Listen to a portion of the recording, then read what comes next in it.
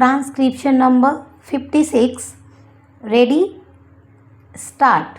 Madam Chairman, I am glad that we are having a debate on the European Common Market. I wish that it had taken place earlier.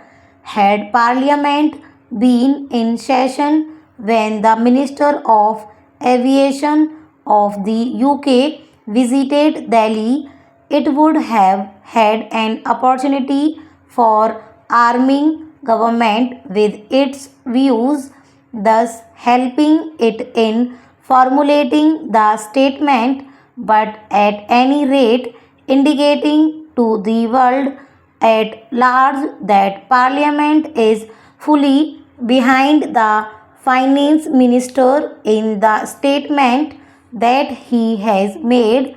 Para. The statement that has been made by the Finance Minister is admirable both in content and in tone. The problems that face us as a result of the emergence of the common market of Europe cannot be bypassed. Whether we like it or not, the future is with continental economies, and the emergence of the European Common Market of Europe is one of the steps in this direction. No one can deny the stakes that we have in the matter of entry of the United Kingdom into the common market of Europe. I have done some research into the actual position of our trade, and I think it would perhaps help the House to estimate the magnitude of the problem that is facing us. Para. We are importing 35% of our imports from Western Europe, including UK.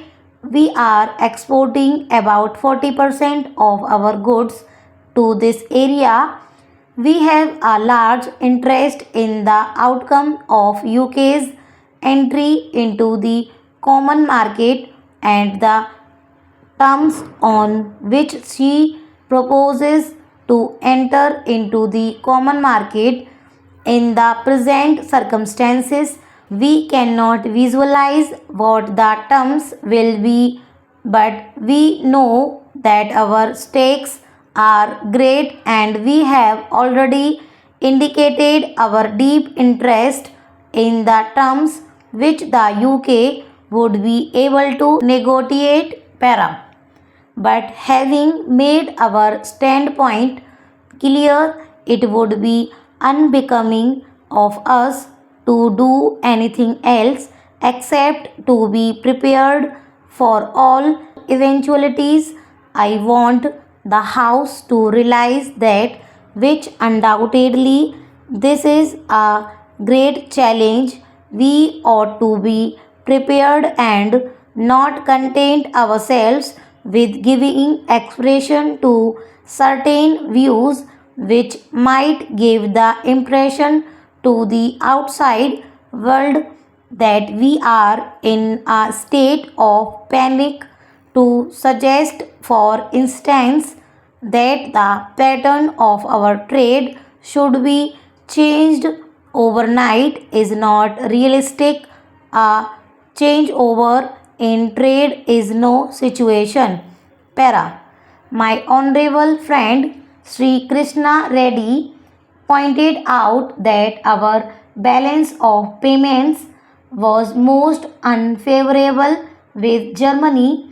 I know that it has been unfavorable, and while partly this is due to Germany imposing very high tariffs, let us realize that we have had to depend for aid and capital from the developed countries, notably Germany, and as such, our balance of payments is bound to be unfavorable. It has been recommended by my friend that we ought to think of the pattern of trade being changed so that the Eastern European countries might be our main customers before us. The advantages rupee credit and rupee payments are dangled. I only want to sound a note of caution.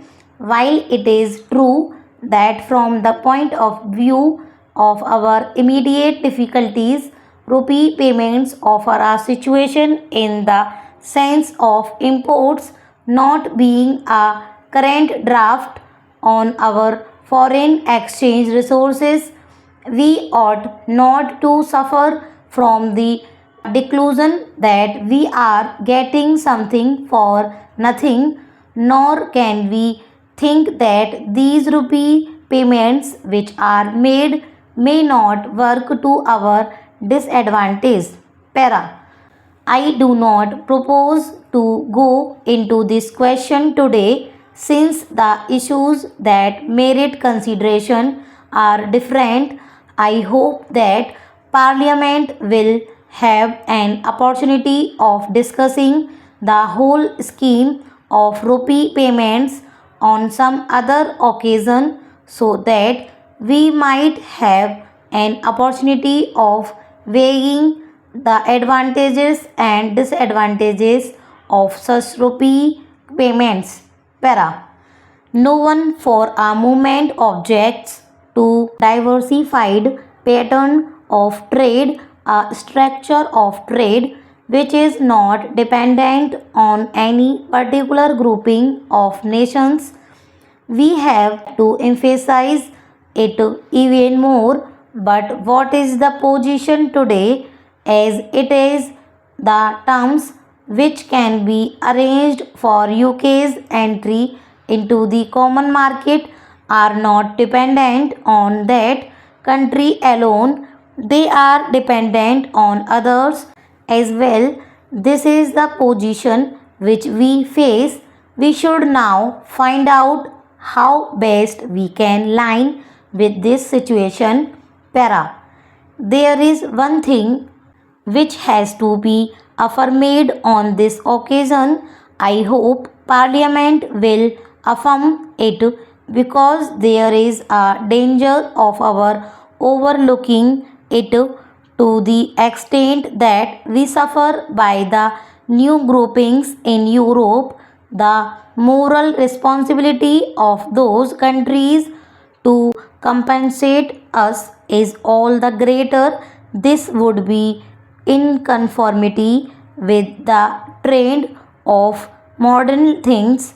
In a modern welfare state, if an individual derives a benefit and others suffer injury, there is a principle of compensation or reparation that comes into operation in such a case. Stop.